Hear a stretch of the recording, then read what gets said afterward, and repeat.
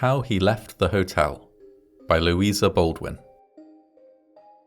I used to work the passenger lift in the Empire Hotel, that big block of building in lines of red and white brick like streaky bacon, that stands at the corner of Street. I'd served my time in the army and got my discharge with good conduct stripes. And how I got the job was in this way. The hotel was a big company affair with a managing committee of retired officers and such like, gentlemen with a bit of money in the concern and nothing to do but fidget about it, and my late colonel was one of them. He was as good-tempered a man as ever stepped when his will wasn't crossed, and when I asked him for a job, "Mole," he says, "you're the very man to work the lift at our big hotel. Soldiers are civil and businesslike, and the public like 'em only second best to sailors. We've had to give our last man the sack, and you can take his place." I liked my work well enough, and my pay, and kept my place a year, and I should have been there still if it hadn't been for a circumstance, but don't let me anticipate. Ours was a hydraulic lift. None of them rickety things swung up like a poll parrot's cage in a well staircase that I shouldn't care to trust my neck to. It ran as smooth as oil. A child might have worked it, and safe as standing on the ground. Instead of being stuck full of advertisements like an omnibus, with mirrors in it, and the ladies would look at themselves and pat their hair and set their mouths when I was taking them downstairs dressed of an evening.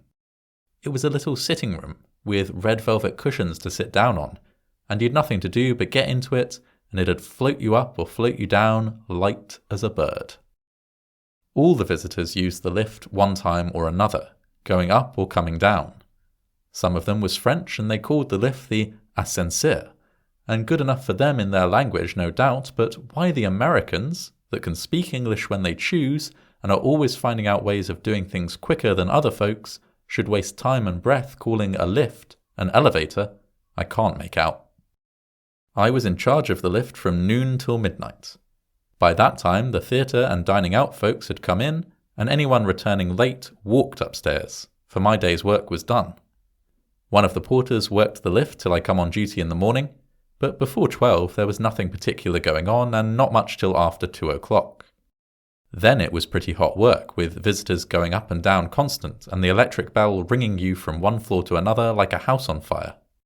Then came a quiet spell while dinner was on, and I'd sit down comfortable in the lift and read my paper, only I mightn't smoke. But nobody else might neither, and I had to ask foreign gentlemen to please not smoke in it. It was against the rule. I hadn't so often to tell English gentlemen. They're not like foreigners that seem as if their cigars was glued to their lips. I always noticed faces as folks got into the lift, for I've sharp sight and a good memory, and none of the visitors needed to tell me twice where to take them. I knew them, and I knew their floor as well as they did themselves. It was in November that Colonel Saxby came to the Empire Hotel. I noticed him particularly because you could see at once that he was a soldier. He was a tall, thin man about 50 with a hawk nose, keen eyes and a grey moustache, and walked stiff from a gunshot wound in the knee. But what I noticed most was the scar of a sabre cut across the right side of the face. As he got into the lift to go to his room on the 4th floor, I thought what a difference there is among officers. Colonel Saxby put me in mind of a telegraph post for height and thinness, and my old colonel was like a barrel in uniform, but a brave soldier and a gentleman all the same. Colonel Saxby's room was number 210, just opposite the glass door leading to the lift, and every time I stopped on the 4th floor, number 210 stared me in the face. The colonel used to go up in the lift every day, regular, though he never came down in it till... but I'm coming to that presently. Sometimes, when he was alone in the lift, he'd speak to me. He asked me in what regiment I'd served, and said he knew the officers in it. But I can't say he was comfortable to talk to. There was something standoff about him, and he always seemed deep in his own thoughts. He never sat down in the lift. Whether it was empty or full, he stood bolt upright under the lamp, where the light fell on his pale face and scarred cheek. One day in February, I didn't take the colonel up in the lift, and as he was regular as clockwork, I noticed it, but I supposed he'd gone away for a few days, and I thought no more about it. Whenever I stopped on the 4th floor, the door of 210 was shut, and as he often left it open, I made sure the colonel was away. At the end of a week, I heard a chambermaid say that Colonel Saxby was ill. So, thinks I, that's why he hasn't been in the lift lately. It was a Tuesday night, and I'd had an uncommonly busy time of it. It was one stream of traffic up and down, and so it went on the whole evening. It was on the strike of midnight, and I was about to put out the light in the lift, lock the door, and leave the key in the office for the man in the morning, when the electric bell rang out sharp. I looked at the dial, and saw I was wanted on the 4th floor. It struck 12 as I stepped into the lift. As I passed the 2nd and 3rd floors, I wondered who it was that had rung so late, and thought it must be a stranger that didn't know the rule of the house. But when I stopped at the 4th floor and flung open the door of the lift, Colonel Saxby was standing there wrapped in a military cloak. The door of his room was shut behind him, for I read the number on it. I thought he was ill in his bed, and ill enough he looked. But he had his hat on, and what could a man that had been in bed 10 days want with going out on a winter midnight? I don't think he saw me, but when I'd set the lift in motion, I looked at him standing under the lamp with the shadow of his hat hiding his eyes, and the light full on the lower part of his face, that was deadly pale, the scar on his cheek showing still paler. "Glad to see you better, sir," said I, but he said nothing, and I didn't like to look at him again. He stood like a statue with his cloak about him, and I was downright glad when I opened the door of the lift for him to step out in the hall. I saluted as he got out, and he went past me towards the front door. "The Colonel wants to go out," I said to the porter, who stood staring, and he opened the door, and Colonel Saxby walked out into the snow. "That's a queer go," he said. "It is," said I. "I don't like the Colonel's looks. He doesn't seem himself at all. He's ill enough to be in his bed, and there he is gone out on a night like this. Anyhow, he's got a famous cloak to keep him warm. I say, supposing he's gone to a fancy ball and got that cloak on to hide his dress," said the porter, laughing uneasily, for we both felt queerer than we cared to say, and as we spoke there came a loud ring at the doorbell. "No more passengers for me," I said, and I was really putting the light out this time when Joe opened the door and 2 gentlemen entered that I knew at a glance were doctors. One was tall, and the other was short and stout, and they both came to the lift. "Sorry, gentlemen, but it's against the rule for the lift to go up after midnight." "Nonsense," said the stout gentleman. "It's only just past 12 and a matter of life and death.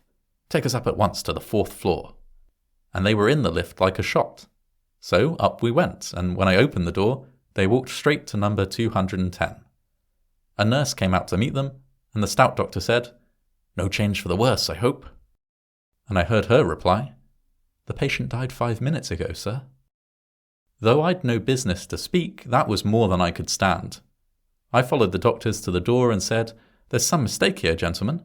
I took the Colonel down in the lift since the clock struck 12, and he went out." The stout doctor said sharply, "A case of mistaken identity. It was someone else you took for the Colonel." "Begging your pardon, gentlemen, it was the Colonel himself, and the night porter that opened the front door for him knew him as well as me. He was dressed for a night like this, with his military cloak wrapped around him." "Step in and see for yourself," said the nurse.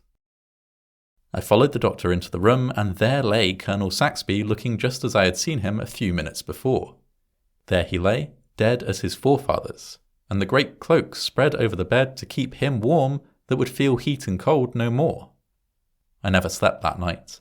I sat up with Joe, expecting every minute to hear the Colonel ring the front doorbell. Next day, every time the bell for the lift rang sharp and sudden, the sweat broke out on me, and I shook again. I felt as bad as I did the first time I was in action. Me and Joe told the manager all about it, and he said we'd been dreaming. "But," said he, "mind you don't talk about it, or the house will be empty in a week." The Colonel's coffin was smuggled into the house the next night. Me and the manager and the undertaker's men took it up in the lift, and it lay right across it, and not an inch to spare. They carried it into number 210, and while I waited for them to come out again, a queer feeling came over me. Then the door opened softly, and 4 men carried out the long coffin straight across the passage and set it down with its foot towards the door of the lift, and the manager looked round for me. "I can't do it, sir," I said. "I can't take the Colonel down again. I took him down at midnight yesterday, and that was enough for me."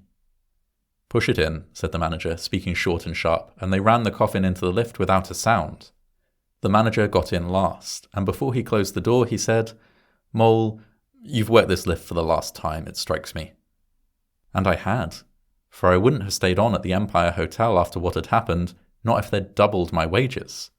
And me and the night porter left together.